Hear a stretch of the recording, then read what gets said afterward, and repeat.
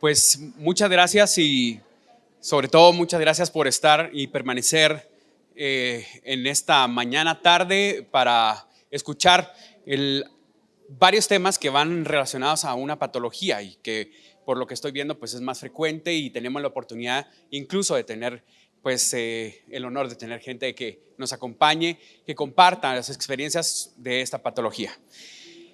Yo, en lo personal, tengo 42 años y ya no me puedo mover. Ya es bastante limitada mi movilidad y muchas gracias, doctora, por su plática.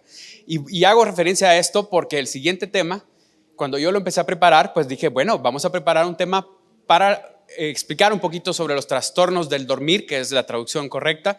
Ponemos un poquito de trastornos de sueño porque es lo que más fácil los escuchamos. Pero cuando empecé a hacerlo, dije voy a hablar específicamente de 4 puntos básicos sobre el trastorno del sueño. Pero cuando luego la continúe haciendo, dije no, al contrario, esto me preocupa más y realmente debería ser no una plática dirigida para entender el comportamiento de los trastornos de sueño en los pacientes con Alzheimer, sino para preocuparnos nosotros acerca de las malas conductas que tenemos y la probabilidad o la posibilidad de desarrollar deterioro cognitivo asociado al trastorno del sueño, que nosotros como gente adulta tenemos. Entonces, estos son los 4 puntos básicos que voy a mencionar, con respecto a mi plática, ¿sí? Vamos a hablar un poquito de la estructura del sueño y la descomposición o desestructuración en los pacientes con demencia, las implicaciones de la alteración del sueño y el deterioro cognitivo, las recomendaciones no farmacológicas y las recomendaciones farmacológicas.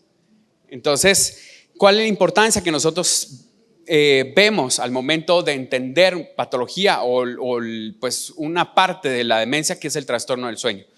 Primero, como vemos acá, el trastorno del sueño provoca directamente el deterioro cognitivo. Vamos a ver por qué, y eso es lo que les decía, la parte donde me preocupa que nosotros tengamos mala higiene del sueño. Luego, el que se combinen estas dos situaciones, el trastorno del sueño y el deterioro cognitivo, es un riesgo de mal pronóstico, ¿sí? De mal pronóstico para el desarrollo o el deterioro más de la memoria del paciente y por lo tanto el deterioro de la funcionalidad. Entonces es importante que veamos eso, pero esto es del punto de vista del paciente, del punto de vista de las personas que cuidan al paciente con Alzheimer y tienen trastornos del sueño, provocan sobrecarga del cuidador. De hecho, es una de las principales causas por las cuales nosotros hacemos o provocamos que el paciente se institucionalice y por lo tanto incrementan los costos del tratamiento o del abordaje de estos pacientes.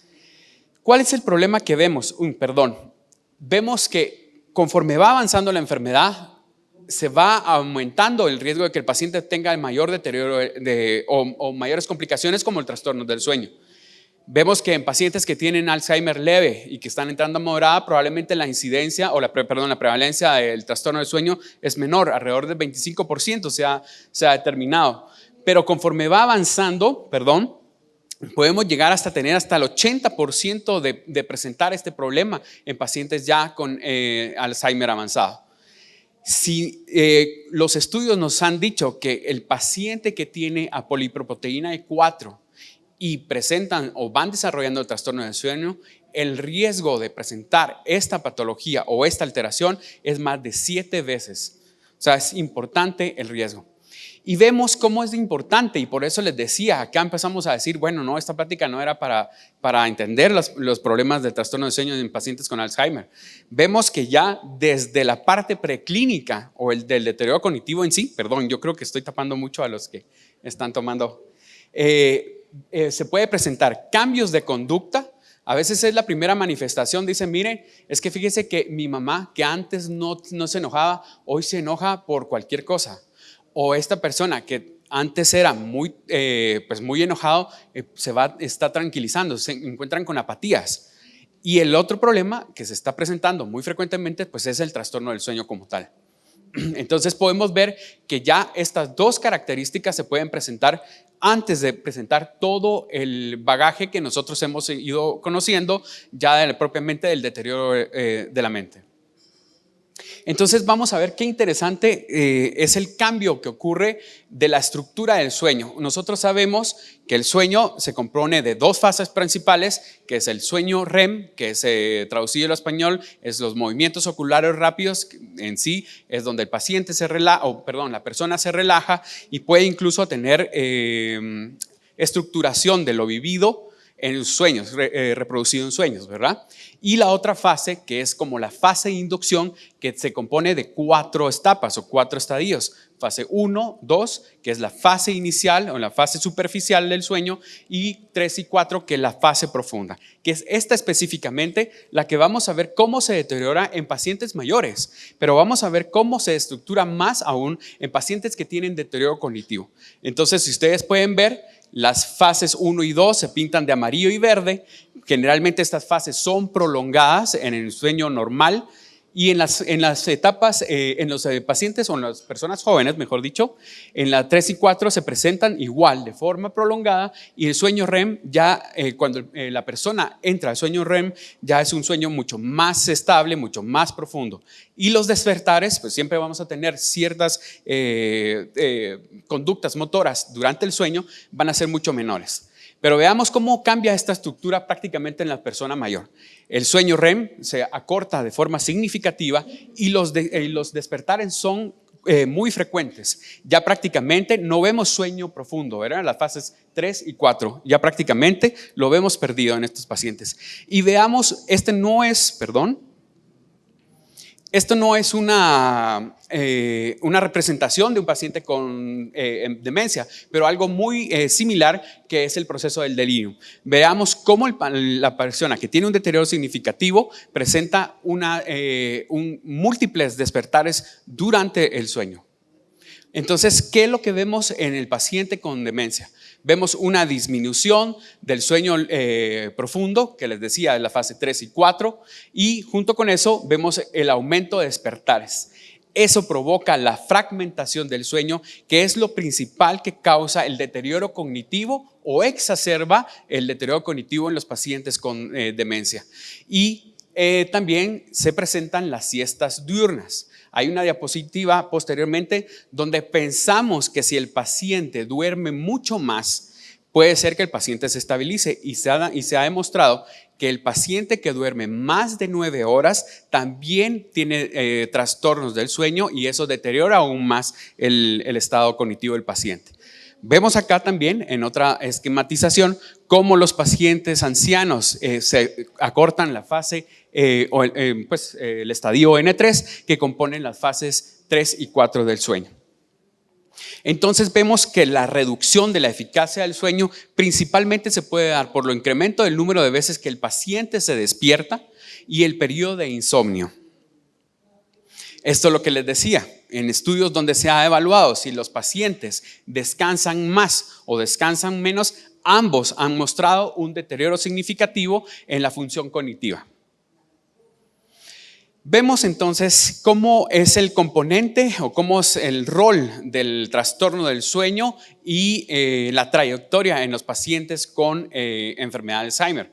Vemos que cuando inicia los trastornos del sueño per se, que pueden ser, como les decía, desde nuestras etapas, sobre todo pacientes o personas que tienen comorbilidades como hipertensión arterial, diabetes mellitus, una patología de apneas del sueño o lo que nosotros conocemos como SAOS, pueden provocar ya propiamente la inestabilidad o el trastorno del dormir, que esto prácticamente altera la aclaración del beta amiloide que hemos estado escuchando durante toda la mañana, puede alterar o puede activar más la actividad sináptica y generalmente puede alterar la respuesta a múltiples componentes moleculares. Esto hace que se aumente más el depósito de beta amiloide a nivel cerebral y los ovíos neurofibrilares.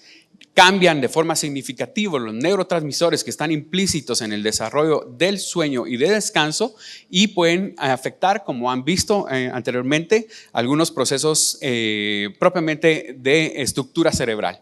Y nuevamente esto altera aún más el paciente con enfermedad de Alzheimer.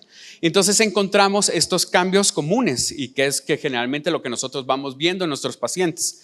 Cambios en el estado de ánimo, lo que les decía al principio, hay alteración del humor, de conducta o de comportamiento, el paciente se torna más irritable, más agitado. Pueden haber alteraciones de la atención y la memoria, por lo mismo el paciente ya no descansa, el paciente empieza a quedarse dormido por periodos y empieza a tener estos problemas. Hay fatiga. Generalmente suele presentar también somnolencia diurna. El paciente empieza a dormir mucho más tiempo y uno de los problemas es que decimos, pues no me dejo dormir en la noche, lo dejo dormir en la mañana o en la tarde, ¿verdad? Que es uno de los principales problemas que tenemos posteriormente. Luego, este problema de que el paciente tenga el trastorno del sueño también aumenta el riesgo de caídas, y algo muy importante que se asocia con el trastorno del sueño es que el paciente empieza a presentar mayor periodo de depresión, ansiedad o algunas otras alteraciones que vamos a ver más adelante. Por ejemplo, ustedes pueden ver cómo el trastorno del sueño se asocia con mucha ansiedad, con mucha depresión, con mucho insomnio, y también se pueden empezar a presentar muchas patologías de movimiento en el paciente con deterioro cognitivo. Entonces empezamos a ver prácticamente que conforme va avanzando la patología es más frecuente encontrar pues todos estos cuadros y empezar a asociar la hiperactividad motora del paciente durante las etapas del sueño, y eso hace que el paciente provoque más despertares. Entonces vemos cómo es importante, porque lo que les digo, el paciente empieza a presentar estas características y hace que el paciente empiece a tener deambulaciones nocturnas, lo que nosotros presentamos más o que vemos más representado en estos pacientes. Y si vemos prácticamente lo que nosotros vemos más frecuente y traducimos como insomnio es todo lo que he estado exponiendo anteriormente. La dificultad para inicio del sueño, que es aproximadamente más de 30 minutos. De mantener el sueño, o sea, el paciente empieza a despertar durante la noche más de 2 o 3 veces, como lo explicaba el doctor Ventura en su primera ponencia. El paciente puede empezar a presentar despertar precoz, o se llama la fase adelantada del sueño.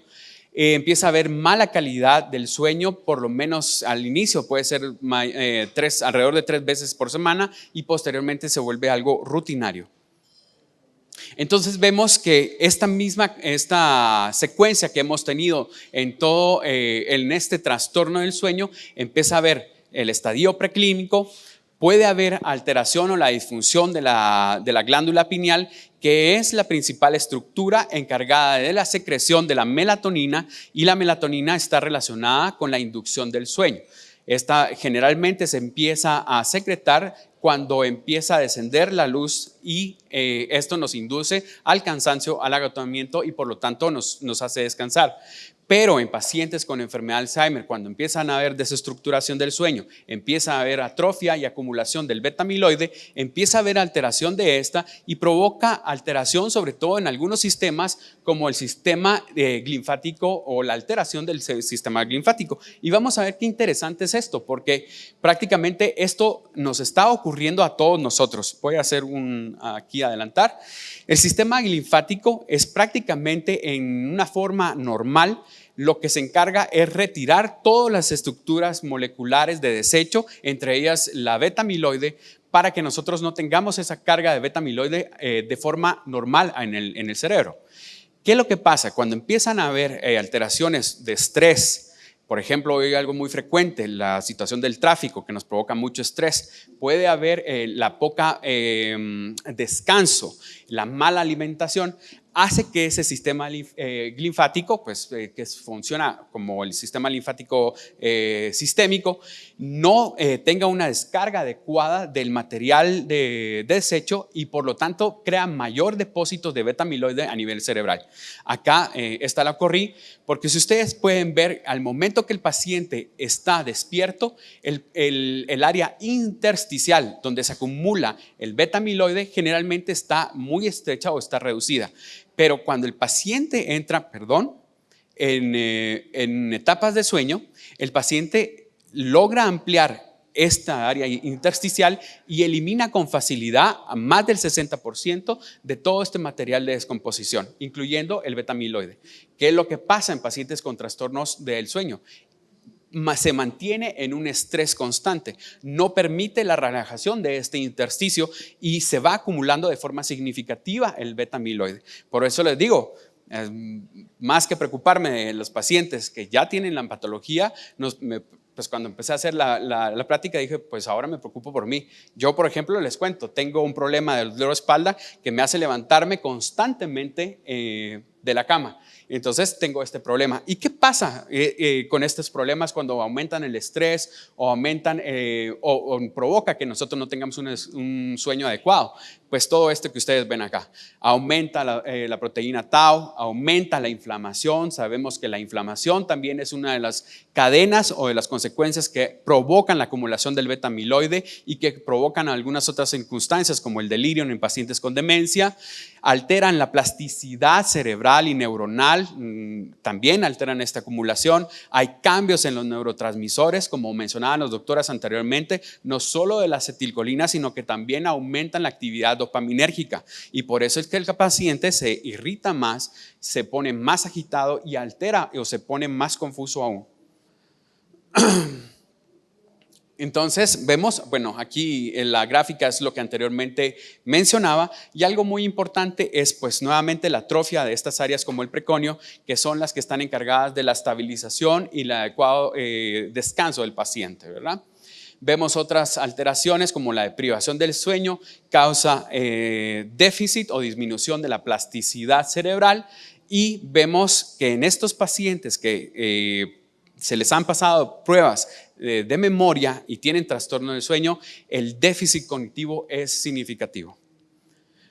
Vemos que, por ejemplo, en enfermedades como enfermedad de Alzheimer, se presentan con mayor prevalencia el insomnio, y en patologías como cuerpos de Lewy, como Parkinson, pueden presentarse más alteraciones motoras durante el sueño. Voy a pasar un poquito rápido por la cuestión del tiempo y solo hay 3 o 4 cosas puntuales que quiero mencionar. Una, es súper importante que nosotros veamos también la medicación que toma el paciente. Hay muchos medicamentos que tienen una actividad que se llama actividad anticolinérgica. El doctor Rojas explicaba anteriormente cuál es la función de la acetilcolina a nivel cerebral, y hay muchos medicamentos que alteran esta función normal. Es increíble ver la larga lista. Yo solo puse algunos que son los que generalmente usamos, pero sabemos que los inhibidores de bomba de protones, aquellos medicamentos que usamos supuestamente para proteger el estómago, nos pueden provocar deterioro cognitivo.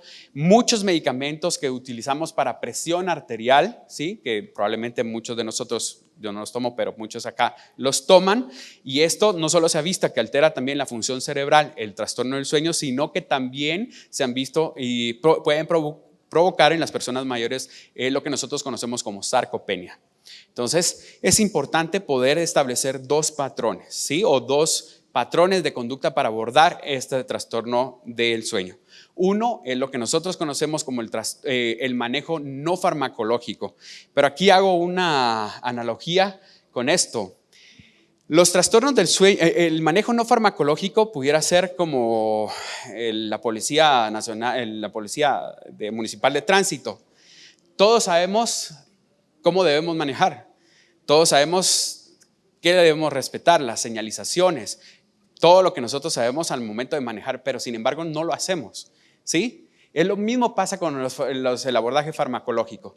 Todos sabemos todas las cosas que debemos hacer para mantener una buena higiene y evitar la medicación. Por ejemplo, despertar todos los días a la misma hora. Tener un calendario, llevar un calendario en los pacientes con deterioro cognitivo es sumamente importante.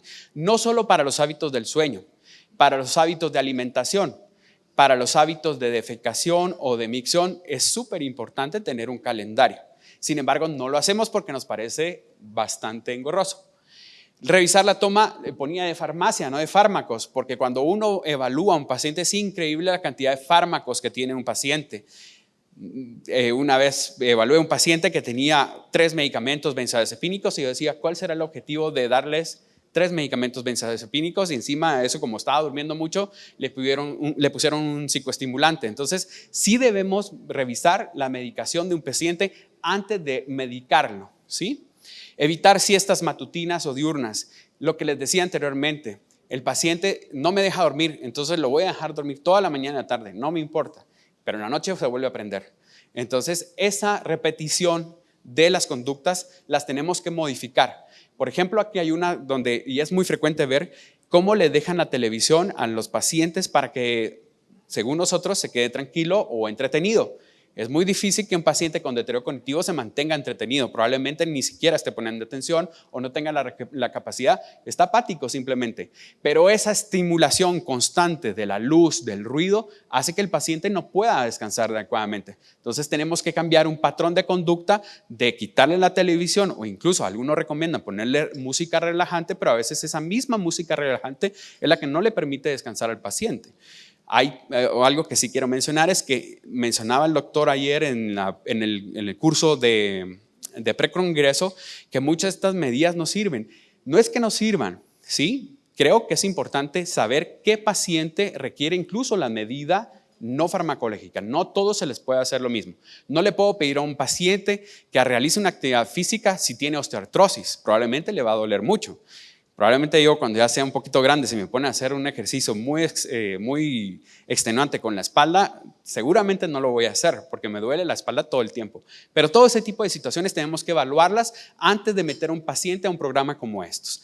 Bañar a los pacientes en la noche, probablemente cambiarles el baño en la mañana y pasarlo en la noche para relajarlo. Quitarle todas las estimulaciones que tengan. En Guatemala, y me imagino que en la mayoría de países de Latinoamérica, acostumbramos, no sé en otros países, pero aquí el cafecito con pan. Y eso es lo que comen en la noche, el cafecito con pan. Entonces lo seguimos estimulando, les damos azúcar y se toman su café. Ese paciente definitivamente no se va a ir a dormir. Entonces todas esas conductas y cambios de conducta son importantes poderlos establecer para que el paciente mejore. Salto y luego pongo estas medidas, por ejemplo, las terapias cognitivos conductuales, que hay diferentes terapias cognitivas, creo que aquí hay psicólogos y hay diferentes abordajes para diferentes trastornos. Para el trastorno del sueño también hay diferentes, y esto sobre todo se ha visto que mejoran cuando se combinan con benzodiazepinas, dependiendo de la recomendación, como dijo el doctor Rojas, dependiendo de la recomendación pueden dejarse algunos y usarse estas intervenciones para reducir los trastornos del sueño. Se ha visto que si uno tiene una acción adecuada, como por ejemplo una terapia cognitivo-conductual adecuada, puede reducir hasta el 45% de las agitaciones en un paciente de trastorno de sueño y ayudarlo a descansar mejor. Terapia farmacológica, aquí hay un silencio y no es el maestro Sergio Reyes que tocó hoy en la mañana, es simplemente Cricri que está tocando, porque un abordaje terapéutico claro y establecido para pacientes con trastornos del sueño con demencia existe muy poco, ¿sí? Y por eso es que pongo muy poco acá, aunque vamos a explicar algunas cosas que se pueden hacer, ¿sí? Para pacientes específicamente con trastornos del sueño con demencia, se establecen algunos patrones. Por ejemplo, se ha dado melatonina, pero el uso de melatonina no ha sido totalmente satisfactorio. Algunas publicaciones dicen que lo que se debe dar o lo que se ha visto de efectividad es melatonina de 2 miligramos de liberación prolongada. Por ejemplo, en Guatemala no tenemos esto. Entonces, algunas otras publicaciones refieren que se pueden dar hasta 10 miligramos, pero estos medicamentos no funcionan hasta después de 8 semanas, después de estar dando de forma consecutiva. Tal vez lo que hemos visto con mayor efectividad es el uso de antidepresivos. Como hemos visto, el trastorno del sueño provoca ansiedad, provoca depresión. Entonces tal vez podemos dar un poquito de antidepresivos, como por ejemplo la trazadona o la mirtazapina, que nos pueden permitir ayudar a tranquilizar un poco más al paciente y suelen ser un poquito más efectivos. Y hay otros medicamentos similares a melatonina que también no han sido totalmente satisfactorios, pero que también podemos utilizarlos. Hay algunas indicaciones específicas para estos medicamentos. No todos los medicamentos, no para todos los trastornos sirven esto. Generalmente se ha visto que sirven más para insomnio o síndrome de fase adelantada del sueño. Son aquellos pacientes que se despiertan. ¿Por qué esquematizo con Úrsula? Ahora que somos papás, tenemos la televisión y las caricaturas de los bebés encima y vemos que generalmente podemos utilizar algunos patrones o algunos medicamentos para ayudar a descansar a un paciente, pero realmente lo pongo como la bruja mala porque nos puede dar la impresión de que nos va a ayudar, pero como exponían anteriormente, estos medicamentos pueden deteriorar de forma más significativa el proceso cognitivo del paciente. Por cuestión de tiempo vamos a pasar. Algunas publicaciones han dicho, por ejemplo, el uso de antipsicóticos como el tipo de quetiapina o olanzapina en dosis bajas pueden mejorar el sueño de los pacientes con deterioro cognitivo. Ahora, se ha visto que pueden causar mayor riesgo de eventos cerebrovasculares, provocan más extrapiramidalismos y aumentan el riesgo de mortalidad. Sus indicaciones deben ser muy puntuales, ¿sí? Igual, pues los antidepresivos, que no me voy a detener acá, la evidencia ha sido muy inconstante, no es algo que sea claro.